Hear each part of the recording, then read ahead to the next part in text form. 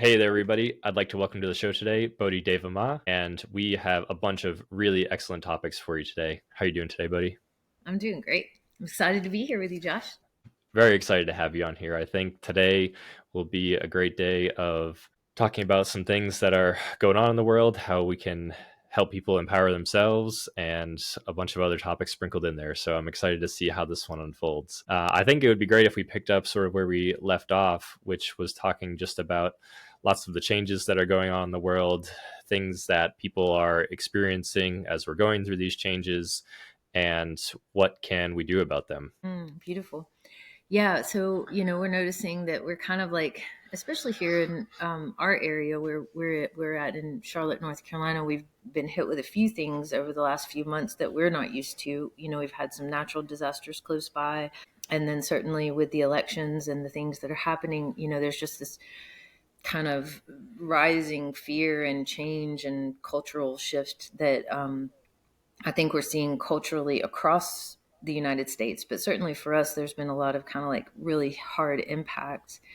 And, one of the things that I think is really important is, especially in my community, I've been really talking about is just helping people to learn how to kind of get in the center of the storm and ground themselves in their authentic selves so that as we continue with these changes, which are very likely to continue over the next few years as systems fall and things are shifting spiritually, I think when people have a few tools that they can kind of help keep themselves in that peaceful space, and then they can know what their place is in making change or being a part of these systems changing.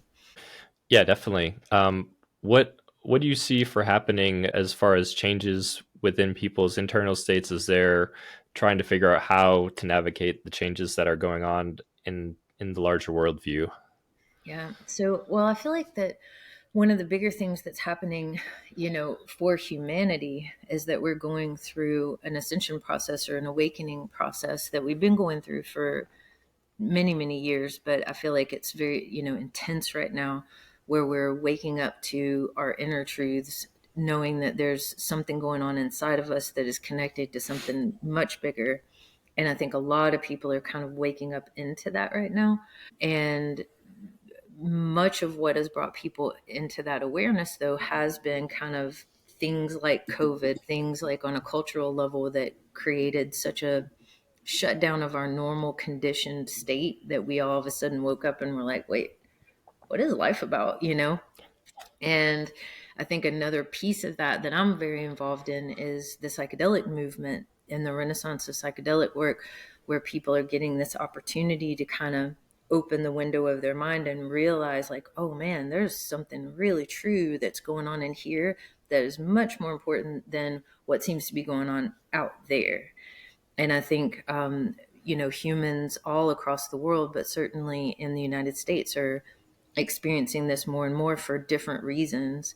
And I feel like that, that process of starting to understand your inner world and to start to, and also beginning to understand how your inner world and your inner state is affecting the experience of your outer world is something that people are kind of waking up to. And I feel like part of my process as a human is helping people navigate that. I'm a licensed trauma therapist.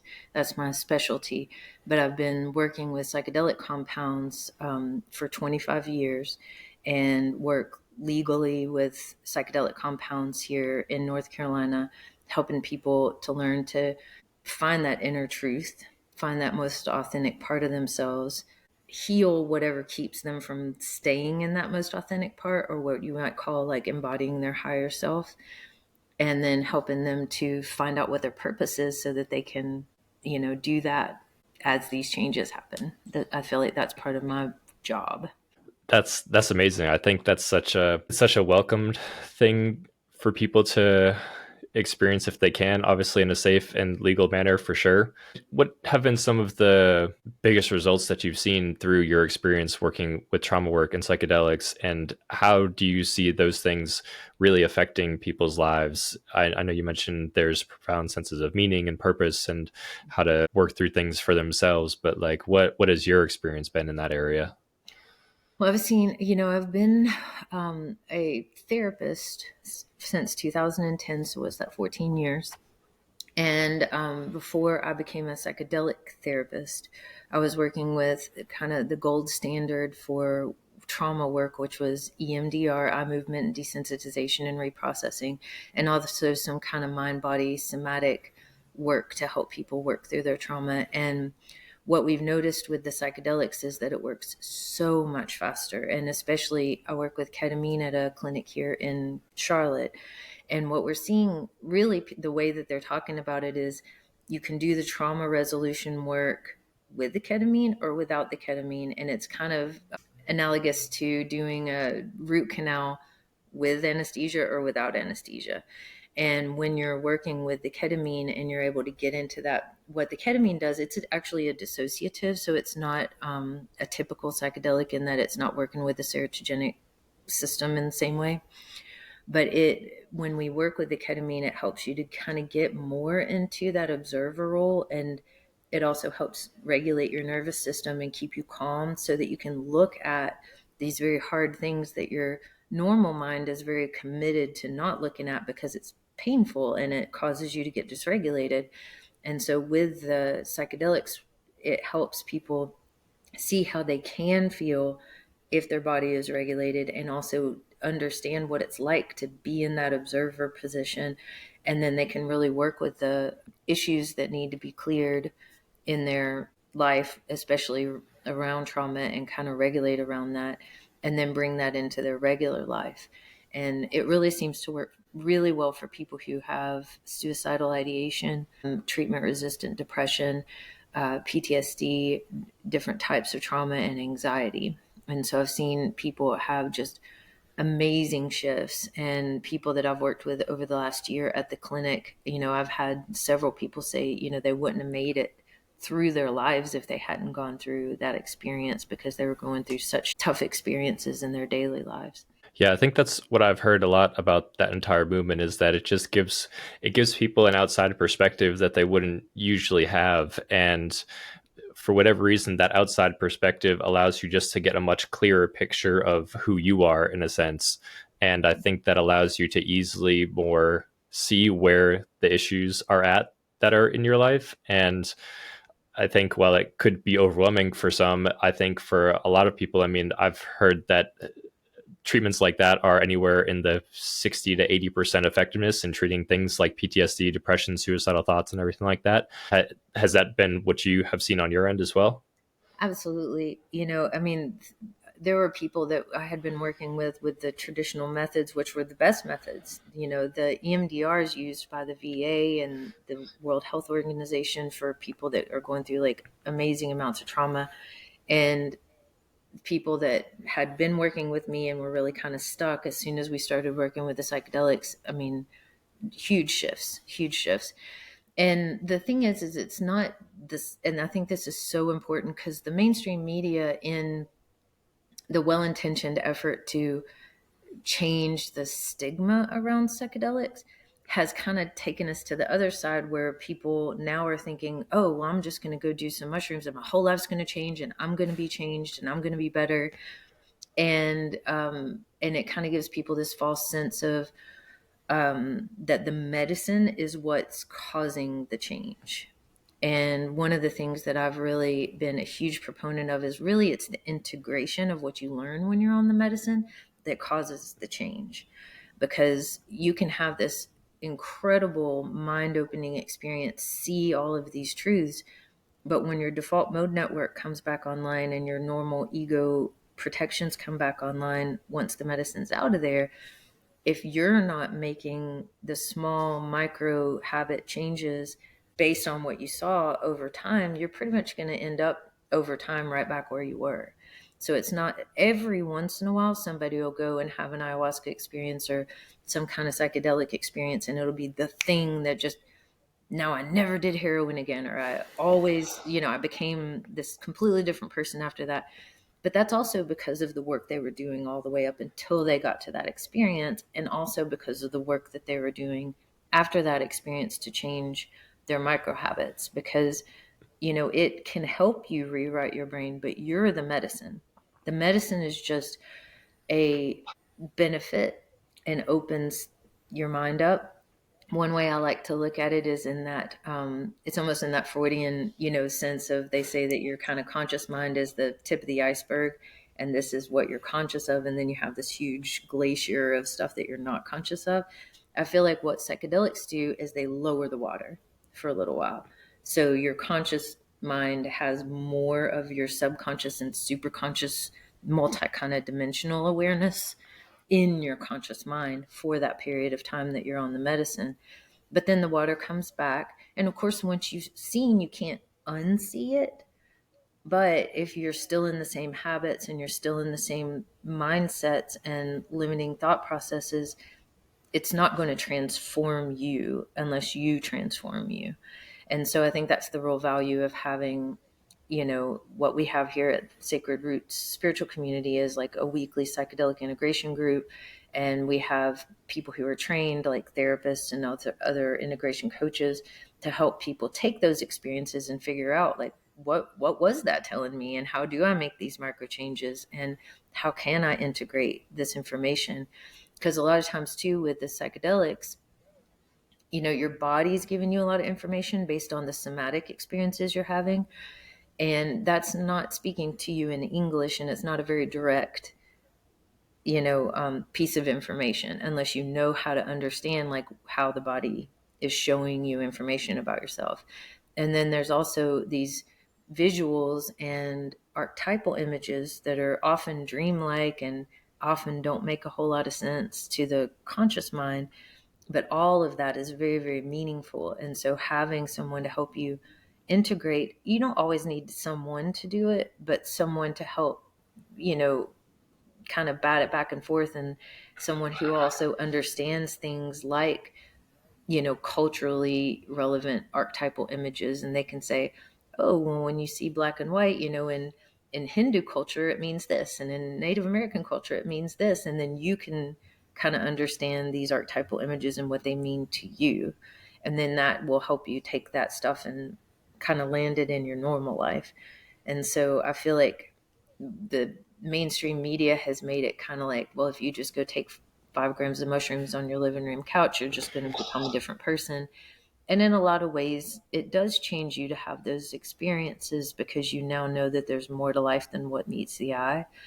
But I think the real healing and transformation happens holistically, with making the changes yourself, and also just understanding that the medicines themselves make you just have more access to your own authentic inner teacher, which is there all the time, whether the medicine's there or not. It's just that the medicine kind of gets those loud ego voices out of the way for a little while so that your inner teacher can have a stronger voice. Yeah, absolutely. I think that everything that you just said was wildly fascinating. And I think that is something that seems to be one of the things that humans are going to start focusing on as we're navigating this new transitionary period that we're going through. It's the how do I get more in tune with myself, and what are the tools that I'm going to have available to do that? Because I think psychedelics are certainly one way to go about doing it. I think, like you said, traditional therapy can certainly be another. For some people, it's meditation or a yoga class, or however you might go about finding your way back to you, I think is going to be extremely crucial trend for people to start leaning into a little bit more and finding their own sense of what it means to be them again, especially for folks that haven't really spent a whole lot of time in that field. And like you were saying too earlier, where I think, especially during the pandemic time, that was the first moment where we collectively as a society got to take a step back and be like, really question for the first time, why am I doing all the things that I've been doing in my life? And for some people, that was the most enlightening and awakening time of their entire lives. I know that's certainly was the case for me, where I was still in school at the time, and then had basically half of my junior year and the entirety of my senior year to finish all my schoolwork up on a Monday, and then have the entire rest of the week to go outside and go hiking and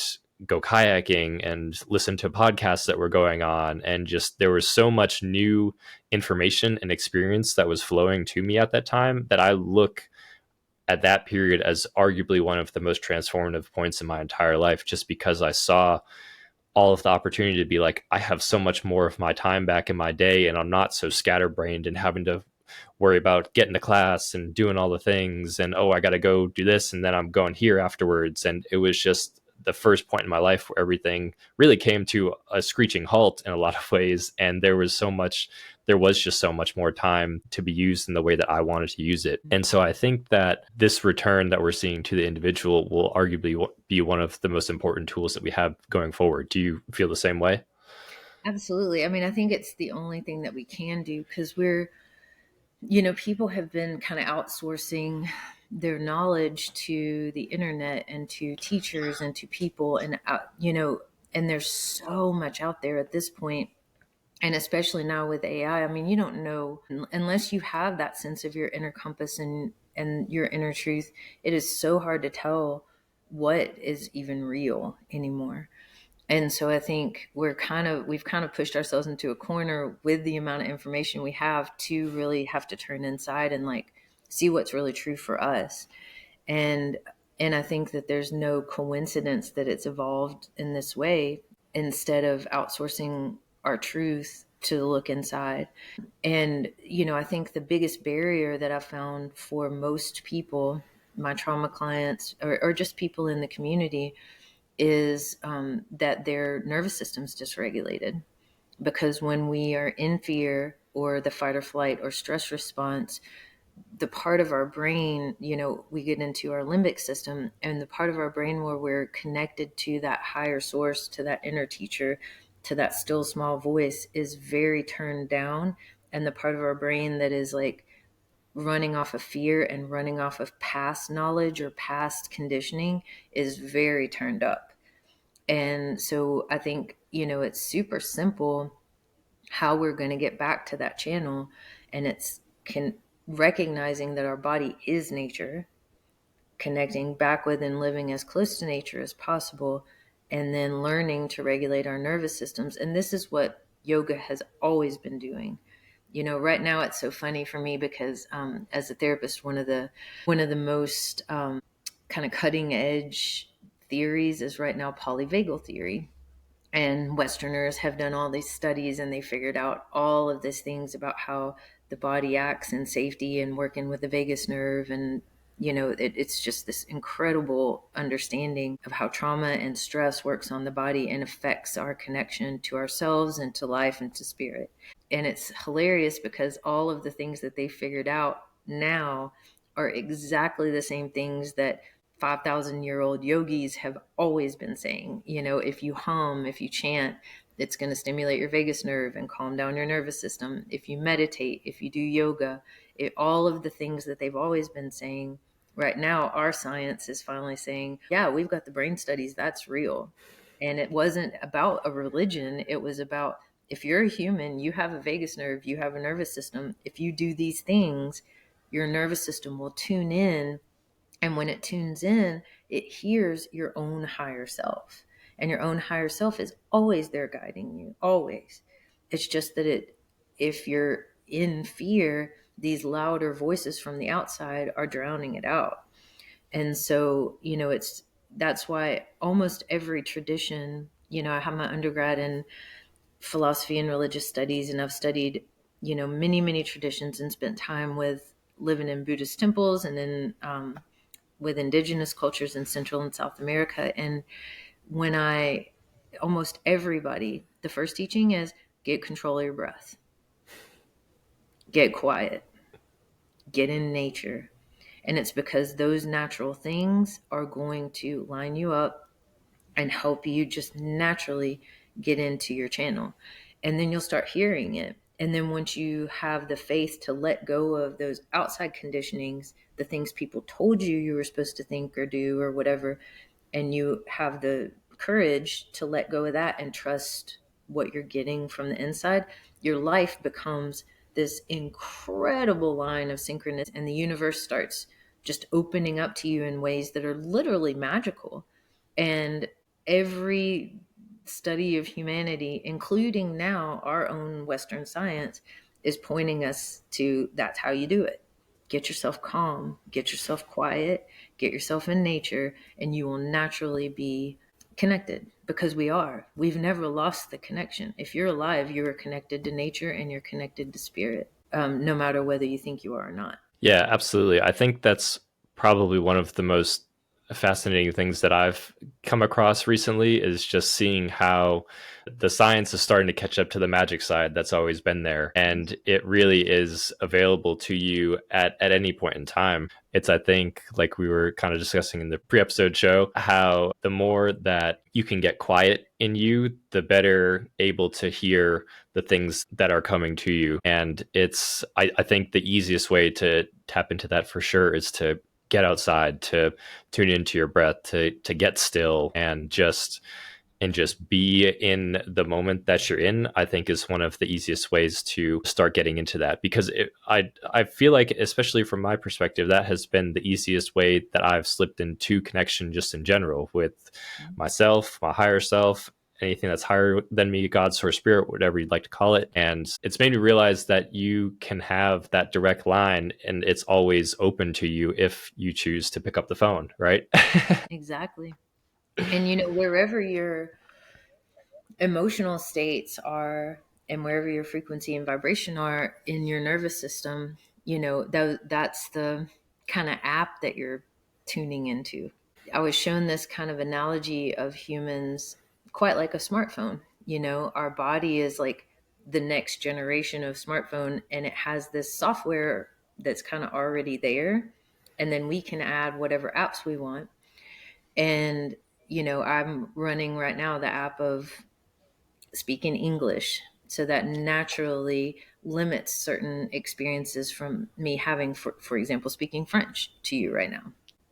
All of this information that's out there and what the Vedas would call the Akashic record, and some other, traditions might call it like the morphogenic field or just the field of consciousness.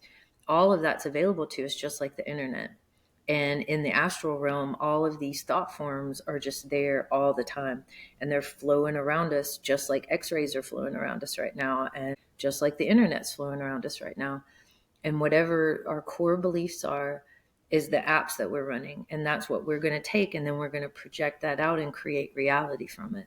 And so getting quiet and using our emotional states to understand what we're projecting and what we're seeing based on that all of that deeper learning and that deeper understanding of how to manifest your reality comes from that initial getting quiet and keeping your nervous system out of fear.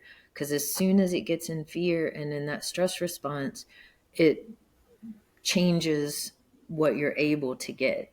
You're picking up on thought forms that are not your higher self, parts of yourself that are traumatized that start kind of driving the bus and making you have thoughts and feelings that are not in your highest good. And that's how we end up with a lot of internal conflict and a lot of fear-based decisions in our lives that don't lead us necessarily where we want to go.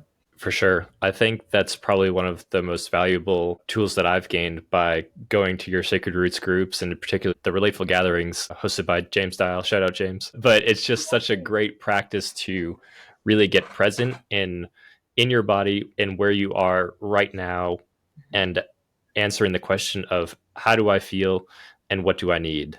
When you're in that state, it's, for those of you that don't know, basically everybody circles up, and that is exactly the thing that you do there. You go there and you just are present with everybody else there being present. And there is a really interesting energy exchange that goes on during these. And you can see the conversation and the flow of everything just moving around as the night goes on. And there's been moments of extreme laughter. There's been moments where people break down and are just shedding tears uncontrollably. And then for whatever reason, it just all seems to wrap itself up super nicely at the end every single time. It just has a funny way of doing that.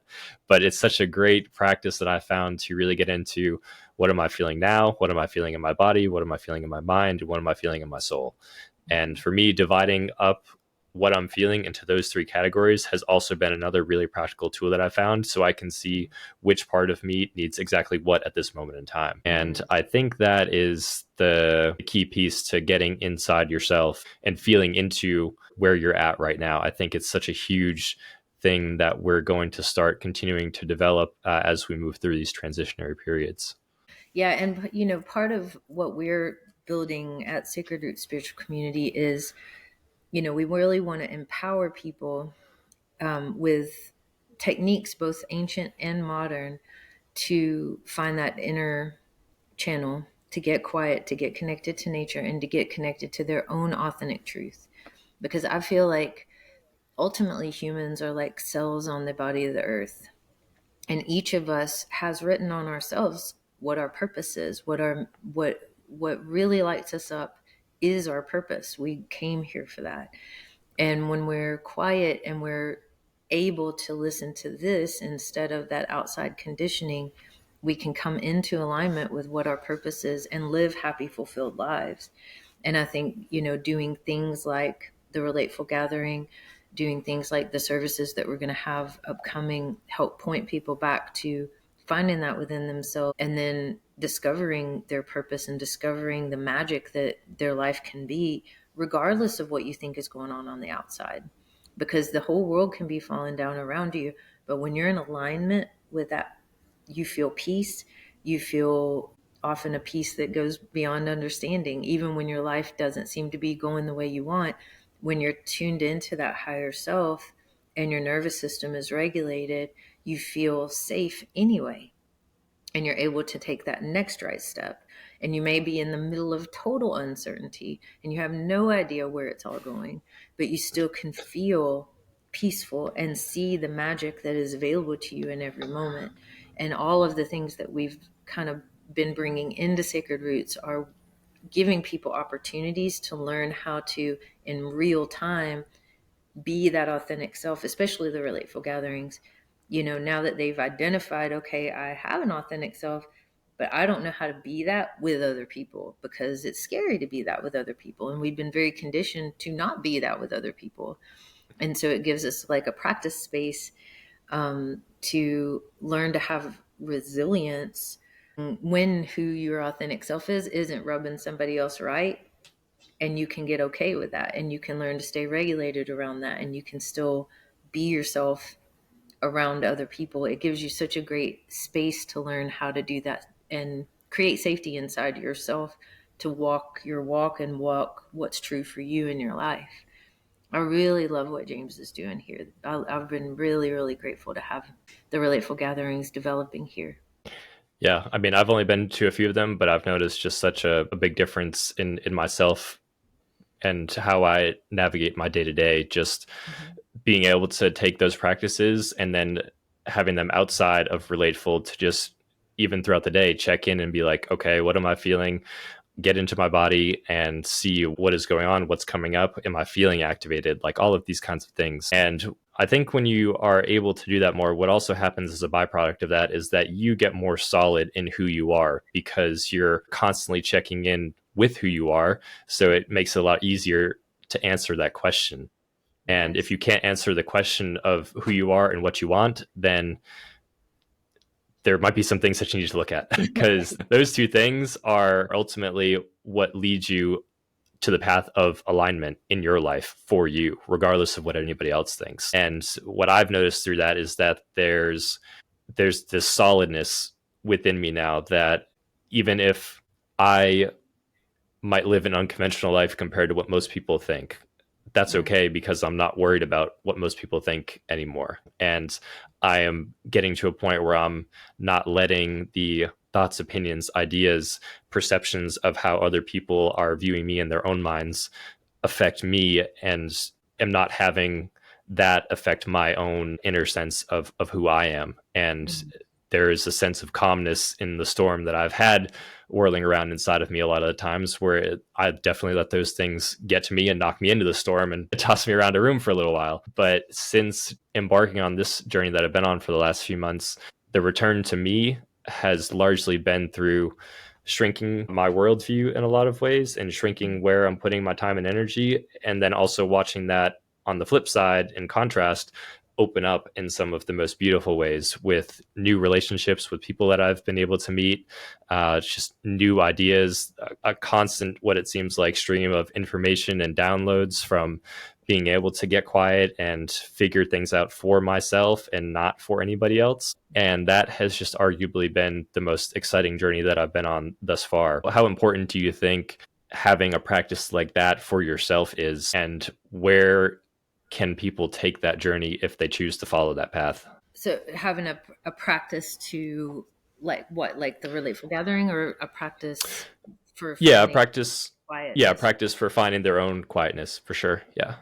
I wish that we all learned how to do that from the day we were born. I mean, I think that it is the most important thing, is creating space for being, tuning in to the inside and getting your downloads, getting your mission for the day. And we've all been so conditioned to get that from the outside, from institutions, from people, from teachers, from leaders, from religions, from, all of these, out from our parents.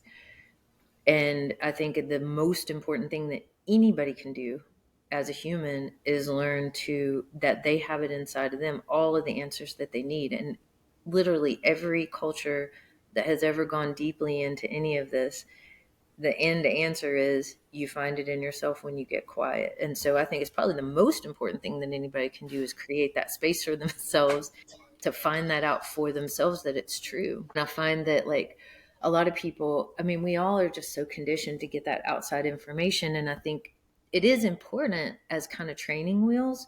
Like when people first wake up, what I've noticed in their personal development, they first wake up, and then of course they get on the internet and they just find everything that they can find, that, and start listening to different channelers and different teachers and different things. And I think that that's really important, because it gives you a vocabulary and a framework for even understanding the experience you're having on the inside. It gives you ideas about how to go inside. But I think where a lot of times people find, they'll get all this information and fill themselves with knowledge, but they're not able yet to embody it, because they're not actually taking the time to get quiet and do the thing. They're just spending all of their time learning new information, new vocabulary, new metaphysical frameworks. And all of that at some point collapses into no meaning at all, because ultimately the answer of what your metaphysical framework is, do you really need to know the nature of reality? Maybe not for your purpose. Do you really need to know, like, the ancient history of all of the aliens that have ever interacted with the earth?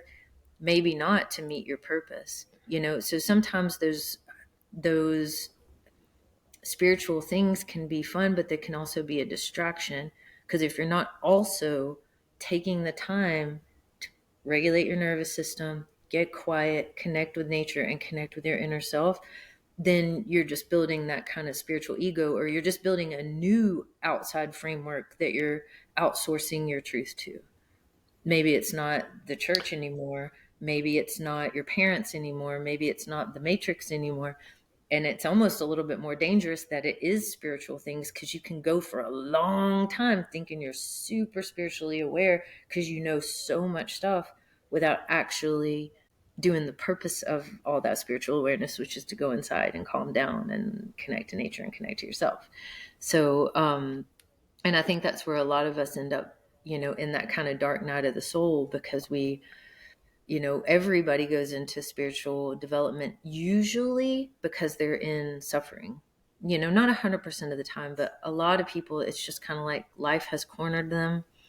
They feel terrible. They're suffering. They don't like anything about it. And something wakes them up to their spiritual awakening, and they come into it wanting to feel better. And they start discovering all of these things. And it's so exciting. Wow, love and light and aliens and, channeling and, all these cool things, like psychic stuff and crystals and all of the stuff, and it's so exciting, and it's so far outside of everything you've ever known. And it's got a lot of promise, right? That you're going to be feeling love and bliss and happiness and peace for finally in your life. And and it's very motivating in the beginning. And then what you find is that it does make you feel better. It makes you feel your sadness better. It makes you feel your anger better. It makes you feel your body for the first time. But at first, I think a lot of people end up in that kind of like love and light, a lot of spiritual bypassing, like no bad vibes here. We don't want to feel those negative feelings because they're lower vibrational, all of that kind of stuff. And then as you develop in your spiritual awareness, like you realize like, oh, I've got to go in here and deal with this. I can't just suppress all this my whole life, because it ends up creating shadow and then ends up literally destroying your life until you pay attention to it. And I think that that's the hardest hump that people come over. If you really are doing your spiritual work, you're going to have to face your darkness sooner or later. And I think so many people feel like they've already been suffering enough and they just want to get to the love and light part. They don't want to have to actually like learn how to embody all of this and let go of this pain and actually have to feel the pain that they've been not only carrying individually, but you're also dealing with generational pain that's in your DNA and in your cells. You know, you find that you're really working through a lot of, as we're trying to embody our higher selves in this lifetime, we're only trying to overcome hundreds of thousands of years of human evolution. This is not an easy task.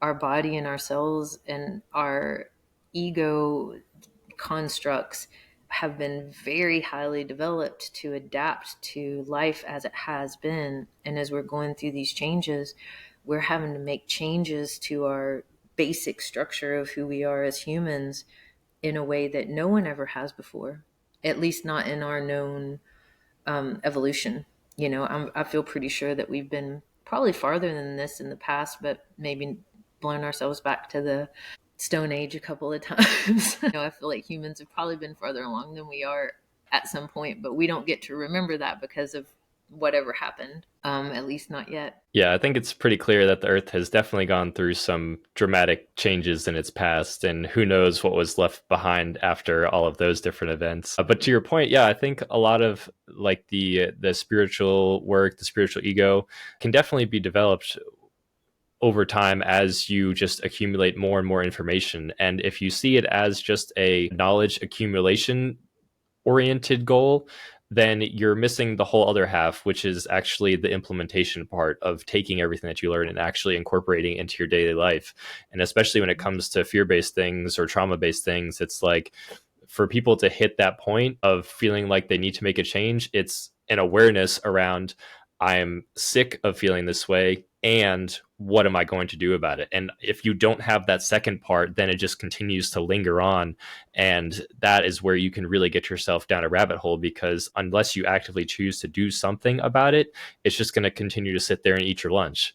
I had I had a good friend explain to me the other day how everyone thinks that healing is going to be this magical rainbow kind of journey where you're just magically healed and all of your problems are dissolved instantaneously. Like, no, healing is a storm and messy and deeply in uncomfortable territory, and there is just so much swirling chaos that goes on through it a lot of the times, and it doesn't happen overnight. Usually it's something that takes a certain amount of time, because depending on how deep the wound is, you could be unpacking years of things that you've been repressing or holding on to or not wanting to deal with and just sweep under the rug. And eventually you get to that point where you're just like, I just cannot deal with this anymore. So I need to do something about my internal state so that I can have a sense of relief in who I am again. And that process is so uncomfortable as someone who's been personally going through it recently, but I can't tell you the amount of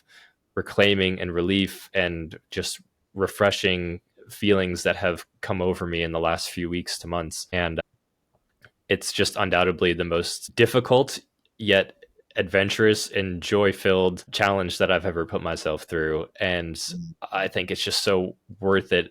As much as you don't want to go in and look at the skeletons in your closet, but Halloween rolls around once a year and that's the time to break them out kind of deal. So whenever you're feeling that, I definitely encourage you to even just crack the door, just take a peek in there and see what's still hiding around. And some days it's going to be like, nope, I'm shutting this thing immediately, but keep peeking in, keep trying to crack the door open and see how far you can get, because I think you can surprise yourself a lot of the time, and you might be more resilient than you actually think. The more of us that lean into that, the more people are going to start to wake up to the sense of, I can actually reclaim some of the pieces of me that I've pushed away. And when you do that, there's a sense of wholeness that comes back in you, and connection, and feeling like you're not walking around with 1,000-pound dumbbell strapped to your chest at all times. So it's really difficult. It's not Absolutely. easy. It's not fun. It's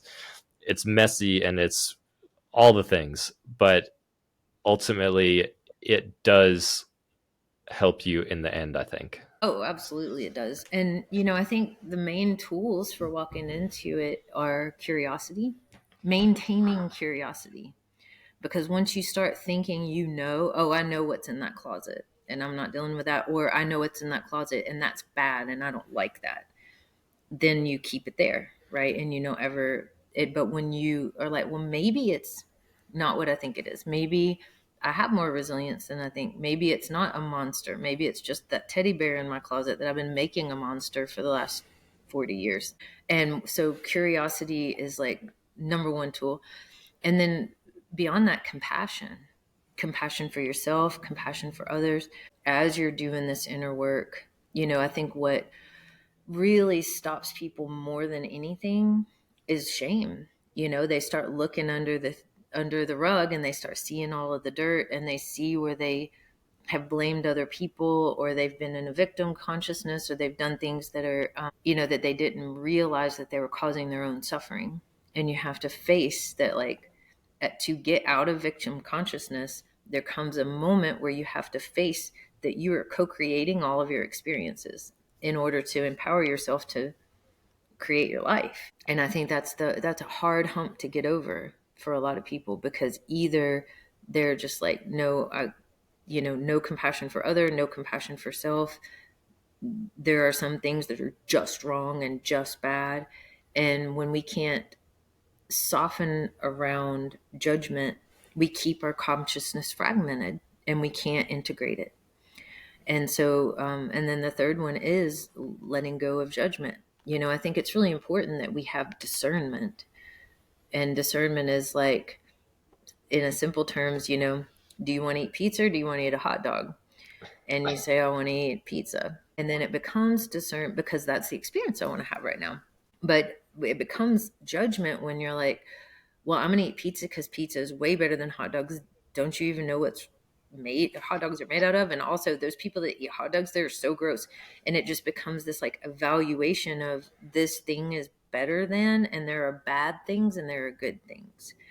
And when we do that with anything, it fragments our consciousness and causes it to go into shadow. We're like, those bad things, they have to go into the dark. And that we do that individually, internally, and we also do that collectively, which we're seeing now. The lights are coming on and a lot of stuff that was in the dark is showing up.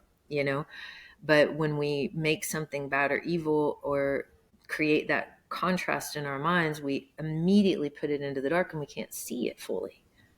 And so learning to, yes, of course, we don't want to murder people. Yes, of course, we don't want to do, certain things, but that we can make those choices without judgment, but with discernment. And with compassion, we can see how even the worst things that we've done and other people have done were a conglomeration of situations. No one really deserves the kind of punishment and the kind of alienation that we give ourselves and each other, because there's just so many things that go into even making the worst mistakes or even making the worst choices. And so I think if you have those pieces to go into your shadow work, compassion, curiosity, and just at least the willingness to have non-judgment, you'll get through it amazingly. And then you'll be able to bring all of those pieces back of yourself that you've cut off. And you'll have all this energy and all this wisdom to have even better discernment and even better clarity. But it's not an easy process. Like you said, it's messy. There's a lot of snot crying in that shadow work process. But it's an important part of the process. And you can't really go any further till you do it. You can't get to actual peace and wisdom without really facing all of that. I mean, at least in my experience. I don't think I've ever met anyone that hasn't gone through something traumatic that they faced and not found some kind of peace or wisdom within themselves. And I think that's just another thing to point at for that's just one of, again, the benefits of going inside of you and finding out what's there and what you're made of. And I think, man, you said when you have, compassion for yourself, and one of the biggest things that I've come across recently is just like forgiving myself for a lot of the things that have gone on and things that I've made to be a much bigger deal in my brain around certain things that have come up in my life, and knowing that I'm not perfect and I'm still constantly trying to evolve and learn and figure myself out. And it's just it's just so difficult sometimes. And I found a really great phrase also by another good friend who gave me just this little tidbit of wisdom that helps your brain get out of anything that you think might be holding you back, kind of deal. And the phrase is that I'm willing to believe. So there's a willingness to believe that possibly, maybe X thing might happen. So what that might look like in practicality is that I'm willing to believe that possibly, maybe I can soften around the trauma that I've built up in my own head about this thing that is plaguing me to the depths of my core. That's a good one to start with. And I literally would just write out a bunch of these, like as many as my brain can possibly come up with, about all the things that I'm currently thinking about and that I know are dragging me down, and things that I know are probably not my own thoughts, but have been thoughts that have been so wired and programmed into my head by whatever part of me that I've allowed some darkness to enter in and tell me and convince me that these are your thoughts and these are the way that things have to be. It helps with that softening process that you mentioned. And that's just a great tool that I found to be super effective in doing that. But having that chance to soften around some of the things that you've been holding on to, it's like when you can do that and you can start to let go of them and at least loosen the grip on them a little bit of the time, it's much easier to let go of things than to be dragged by them, is what I've come to find. And just being able to let things go and not give them any more power than they've already had over you for however long is something that's also been just such a relief to be able to incorporate into my daily life and as I've been on my own journey. And that has ultimately just aided in the process of unlocking new parts of myself and has made me into the next best version of me. And I can't tell you how invaluable that's been. And a lot of that has come from just my connections with people and the conversations that I have, and trusting that the right people are coming into my life at exactly the right time. And maybe it's someone who has a new perspective on how I've been thinking about things for so long, and they're a mirror image of where I'm at right now, and they have just a new way of thinking about things that I hadn't explored, or they have the right way of letting that information click in your brain, kind of deal. And I think for me, like, just the connection piece to people is so important. And sometimes connection happens much quicker. Like, it doesn't have to be this big, long, drawn out thing where you've known somebody for 30 years. It can literally happen overnight in some instances, where you can't really explain the reasoning. You're just like, oh, wow, I really feel like that person, they get me. And then it's amazing to watch how new relationships can develop as you find more people that are on your same frequency or same wavelength,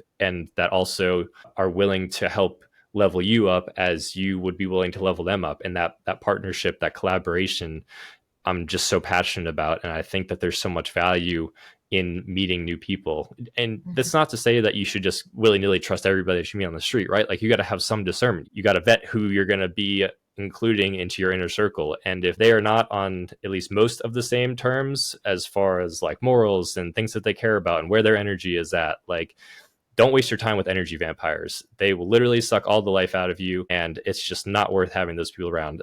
I found it's so much more effective to have people around you that also lift you up as you lift them up. It's a reciprocity thing. It's an energy exchange.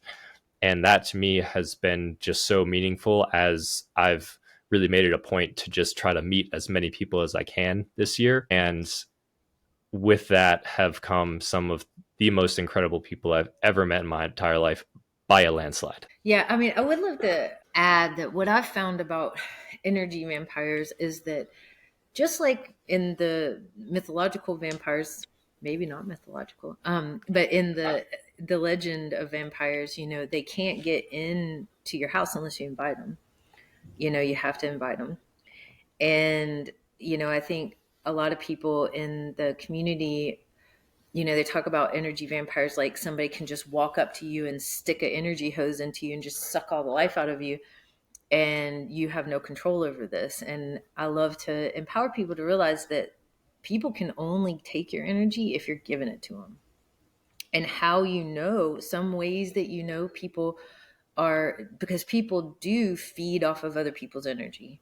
And some people, because they don't have that internal connection to source in their conscious awareness, they're constantly having to horizontally feed off of other people in order to maintain their life force energy. And because they're not connected to earth, they don't feel the connection to their own body, and they don't feel a connection to something higher. So they're not getting that like vertical connection. So they're just plugging into whatever they can to get their life force. And so they're not bad people. They just don't realize how they're supposed to be getting their energy. And then they have maladaptive ways of trying to get that, like narcissistic behavior, manipulative behavior, attention seeking, this kind of stuff. And so when you notice that there's somebody doing that in your environment, you can maintain compassion of like, oh, they feel really disconnected from self. And they're trying to get my energy to help them feel better right now. But you have all of the power of whether you actually give that energy to them or not. And you can tell if you're giving somebody like an energy vampire energy because you're thinking about them when you're not with them. If they have gotten to your mind to the point where you're like spinning out about something that they said, or you're thinking about their problem that you're trying to help them solve and you're processing their stuff for them, like this is a really great sign that somebody has hooked into your energy and you're kind of feeding them. What are some of the ways that you've noticed that energy vampires like interact with you? Sometimes it'll appear as physical symptoms, whether it be like a uneasiness in my stomach or maybe a slight headache kind of feel in sometimes maybe even in the direction that they're sitting. It can be if I'm in conversation with someone like that, then I have like a feeling to want to go run away or just exit the conversation very quickly. Or like sometimes like I think a lot of people have definitely experienced this where it's like someone walks in the room and you're just like I can just feel what's going on in them from here, and I just know I'm going to keep my distance from that person. So I think there's a lot of ways of going about it, but again, a lot of that comes down to like how well in tuned are you listening to your body when those kind of things come in. And I think that it's also like on the intuitive side too. Like if you have that intuitive feeling of like, ooh, I don't know if I should be around this person right now, or like, oh, what they just said there, like, that just didn't sit right, kind of deal. And those are some of the signs that I usually try to look out for, and have been actively working on how to get better at having that discernment for maybe less so what people are saying, but what's the feeling behind them. Absolutely. And what I've found too is that a lot of time what is actually draining us with other people, we're kind of like tuning forks. So for example, if I have unprocessed grief and I've pushed down this grief that I feel, and you are carrying grief in your field, and we get around each other, your grief energy, your frequency of that is going to shake mine. And I'm going to start vibrating. That inside of me is going to start vibrating too. And my mind, though, is very committed to me not feeling that, right? So my mind will start suppressing it. And I don't even know this is happening, right? Because it's so subconscious that, we could just be hanging out in a group together. And it's not that you, Josh, would be like plugging into me trying to make me feel drained, but I could feel drained around you because your grief is shaking up my grief, and and I'm suppressing my grief, and it takes so much energy for me to do that by the time I get away from you, I'm like, oh. And as I start to clear myself of these suppressed and repressed, blocked energies, then I have more space in me to be able to hold more space for people with whatever energy they're carrying. And it doesn't drain me, and it doesn't make me feel bad being around them, and so that's also a great thing, because I think a lot of times we think other people are taking our energy, and our energy is just being activated by them. And I think that the idea of curiosity and compassion really applies here, because I think in our society, and especially in the spiritual community, I just hear so much about they're a narcissist, or oh, they're an energy vampire, and they make, they're doing this to me and that to me, and it's such a victim, like it's so disempowering. It's so disempowering to you to feel like that you can go into a room and just all of a sudden somebody's just sucked your energy off, or you got to protect yourself all the time from all these people trying to mess with your energy. And as you become more curious about like what is actually happening here, you realize you always have control of your energy, and that yes, people will try to take it, and sometimes it's because they have an inner child that never got their needs met and they're just trying to get it from you right now. But then you learn that they can't just take it. They cannot just take it. You have to give it to them. Yeah, I think there's a permission thing that goes on there too. Like if you don't give people permission to take your energy, like even just actively saying that, like even before you go into a social setting where you're like, "Hey, I my energy is mine and I'm going to share that as I see fit, and I am the one who will give the permission for who has access to my energy in the room." Because, like you said with the tuning fork analogy, energy is very ripply, and learning how to decipher what's behind those ripples is something that is, I think, challenging for some people. But the more that you do it, the more that you can start to feel it, and the more that you lean into it, it's well worth, I think, spending some time on that practice to allow yourself to have better discernment. Because a lot of times people can have a lot of big fancy words that make you think certain things about them, but the question that I've started asking recently is like, okay, what's behind all the big fancy words, and like what's the underlying thing that they're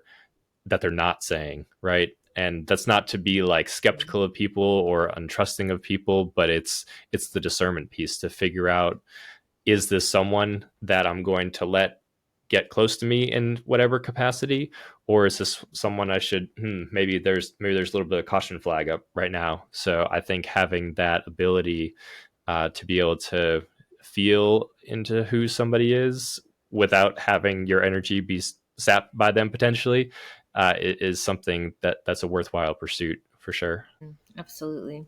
And I think, too, speaking of people with big words and a lot of, learning how to discern, I think one thing that happens with people as they step into their spiritual awakening is they're looking for a savior. And we talked a little bit about this in the pre-call of, they're looking for someone to tell them how to be, or that's going to be, and they're outsourcing their inner power to, either a structure or a person or whatever. And I feel like a good rule of thumb for people is, whoever you're listening to, especially if you're taking on kind of their teachings, is are they pointing you back to finding that in you? Um, you know, they can have so much cool knowledge and so much cool information and these big downloads, and all of those things are great, and they're not things to stay away from. But I think always any healer or any teacher who really knows what they're doing, or maybe doesn't know what they're doing, but who are actually coming from the right place, are always going to tell you, you're the one healing yourself. And ultimately, all the truth for your life is inside of you, and helping you to always point back to that and empowering you to do that, is a really good rule of thumb as people come into their awakening, of whether that teacher is somebody to keep following or not. Because if they're trying to encourage you in any way to become dependent on them or their teachings and not pointing you back to yourself, that's definitely a red flag for somebody that is on a really dangerous level, could be taking your energy. For sure. And how do you see that playing out in the world, maybe on a larger scale nowadays? Well, I see people, and, have a lot of thoughts about kind of how we're moving out. I love that we're moving out of the dogma of science, but I see a lot of people outsourcing their inner truth to, well, I'm not going to believe it if it's not quantifiable, and if there's not a journal where that's written. I see a lot of people outsourcing themselves through, because to me, the you know us getting so focused on science in the West and saying, the only thing that we're going to believe is, if we can prove it quantifiably, was a religious trauma. It was our trauma response culturally to the things that happened in the Middle Ages. And they kind of threw the baby out with the bathwater. The magic and the spirit and the unseen became almost like, well, you're stupid if you believe that. And then for the next few hundred years, we developed this like Renaissance idea of if it's not scientific, I'm not buying into it. But the problem is that outsources the synchronicities and the magic and the things that are happening in your life to science. So I see that happening for a lot of people, and they're coming out of it because now, luckily, science like polyvagal theory and also quantum physics are kind of proving spirituality.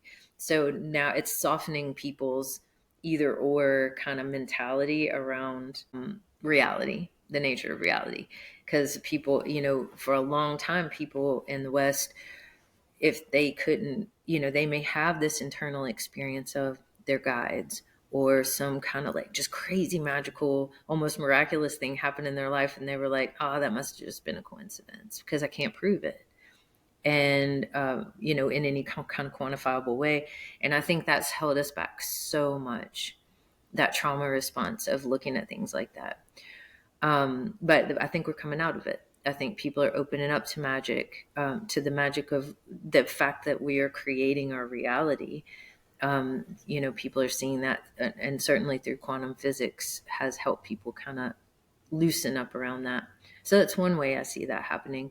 I see us outsourcing a lot of our power to the media for sure. I don't think anything is objectively good or bad. I think everything can be used for the benefit of self or the benefit of other. And I feel like that our current media system is very infected with fear. And I think that many people are outsourcing their power to plugging into that system and believing that that's reality and not being present in the reality that is in front of them. And I think people are losing a lot of energy that way. And also, when you're in fear, they can't hear that inner self. So people are kind of outsourcing through plugging into the media too much. And I see that, certainly in politics and religion, people saying that, we're going to save you. My policies, my way of being, my teachings are going to save you. And I think we are in a really beautiful time to start to find that really what's going to save us is the God that's within us, that's animating us. Because if you're, regardless of how disconnected you feel from source, how disconnected you feel from spirit, how disconnected you feel from joy, all of those things are innate to all of us. If you're alive, it's there. It's just being covered up by trauma or fear or something. And it can be found if you're an animate being, it's in you. You haven't lost it. And I think that we're in a time when people are going to, in mass, become aware of that. For sure. I think when you have the eyes to see what's really going on, it is an absolute miracle that we are even here in the first place and get to have this crazy human experience where we're actively just floating around on a rock, hurtling through unknown amounts of emptiness in the middle of nothing, basically. And yet, for some reason, by some luck of the draw, which is debatable of whether or not that was the case, we're here, and we get to be able to have these kinds of conversations and live these crazy lives and make the world what we want it to be, and that's the choice that we all have. Is it's that inner choice to be like, i I'm going to create something for me and by me, and know the way out is in, is the ironic part about it, and that's just seems so very clear to me recently. And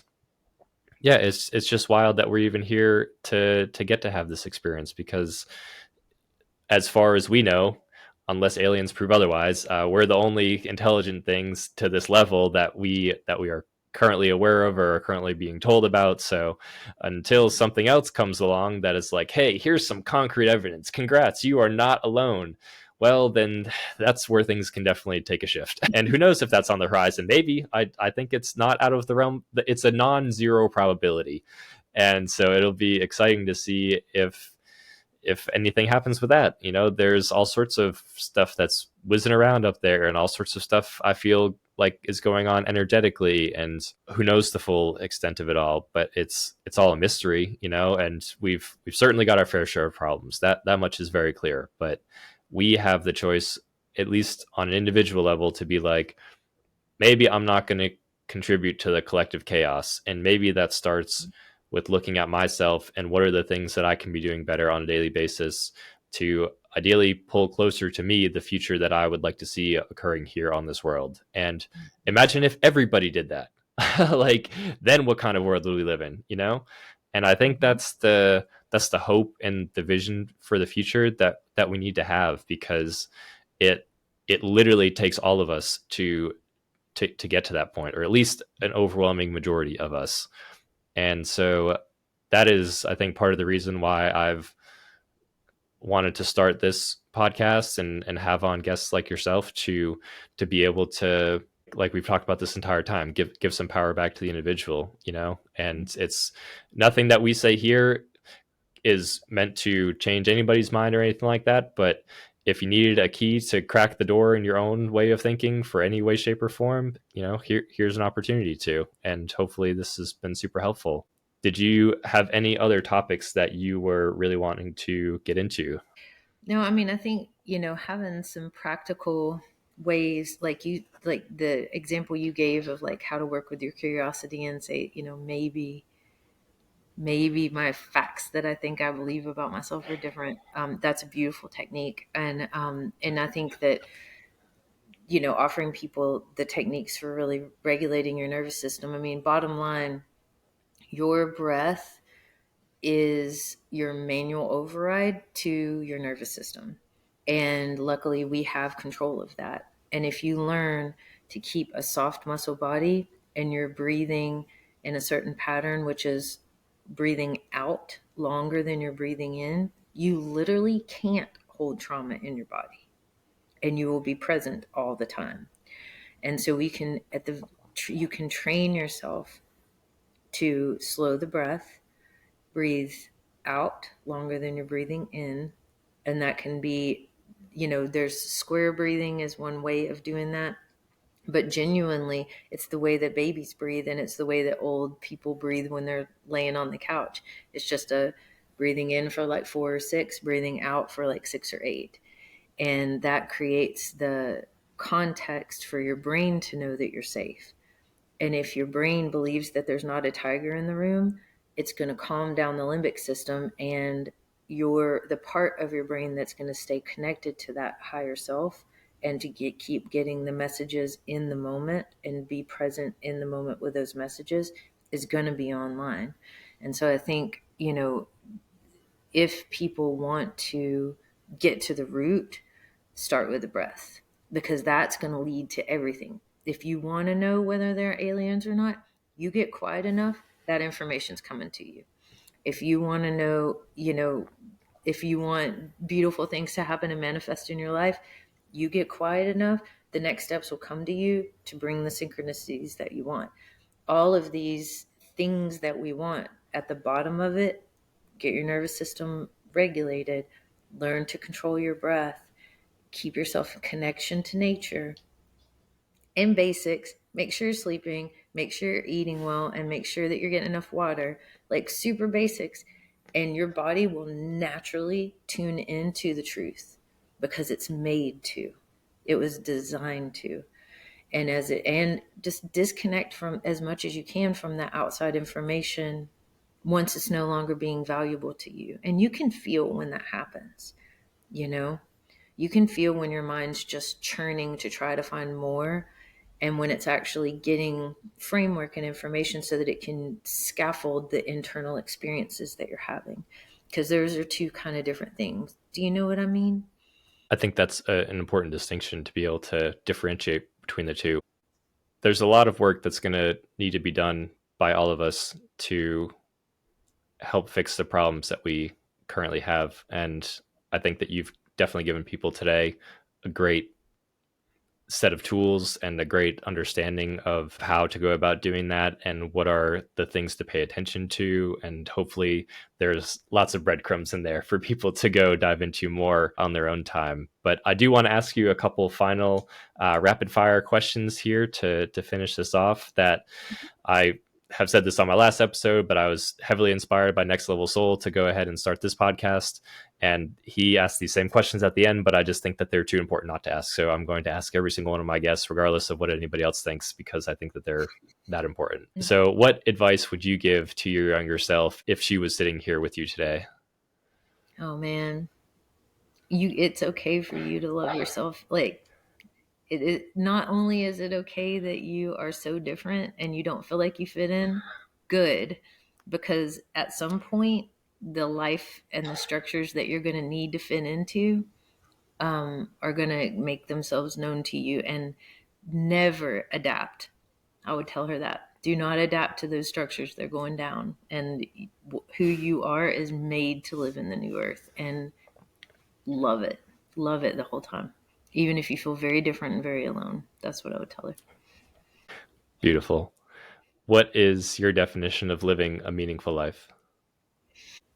Being present with whatever's around me, and man, just getting to love, getting to feel that with myself, with the life that I get to live, and certainly with the people that I get to be around. That means everything.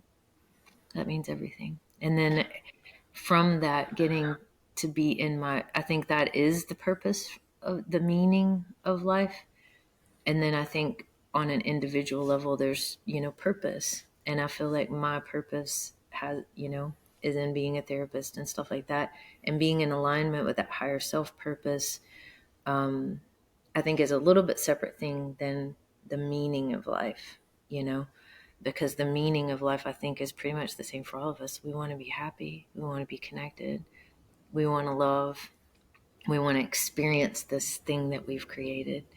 And I think our purpose, though, is a little bit more individualized based on what cell we are in the body of God. You kind of stolen my thunder on two of my next questions, but what what would you say is the definition of love? I mean, I think love is who we are. I mean, it's what we are. It's this innate experience of oneness. And because we've created this illusion of separateness, we get to discover that again. And I think it is actually just what we are. Yeah, for sure. How would you then define God or source? I mean, I define God. I do say the word God because it resonates with me more, but certainly not in the terms of big white guy in the sky with a gray beard shooting down lightning bolts or giving us presents. But I do how my experience of God is that it's innate. It's what's creating the aliveness of this body. It's in every single thing certainly everything that's alive, and maybe even everything that's not. I haven't fully come to terms with inanimate objects having God in them, but I feel like probably so, that it's the quantum energy that is like at the basis of this reality.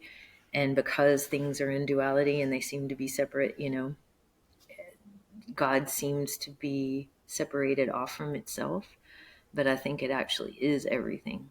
I think conscious and conscious of us, co-creating with us as well. Kind of like I have a body and I'm living in it, and my cells are in my body and they're living in it, and we're sort of conscious of each other, and we're kind of working together to make this bigger thing happen.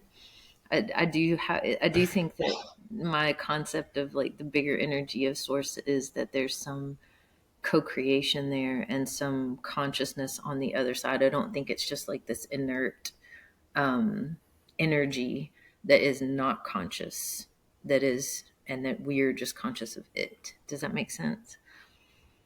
Yeah, for sure. And then I think you already stole a little bit of this answer too, but what would you say the ultimate purpose of life is? To experience. I don't think anyone would be here, or any of this complexity that we call life would be here, if in the beginning God didn't want to experience and created that little illusion of separation so that male and female could polarize, and then we were off. And now it's become super complex. But it was all because it's kind of boring to just be love. You know, you just want to like experience things. And so ultimately, I think that is the purpose, to experience without judgment. You know, I think the purpose is to experience, but if you want to enjoy this experience, um, letting go of judgment is, and surrendering to the experience, is also an important thing to do. Without a doubt.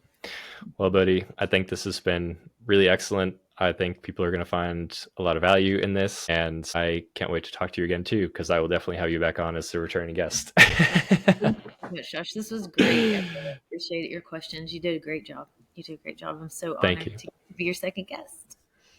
Thank you. We will we'll definitely do this again. So thanks for tuning in, everybody, and we'll see you on the next one. Have a good day.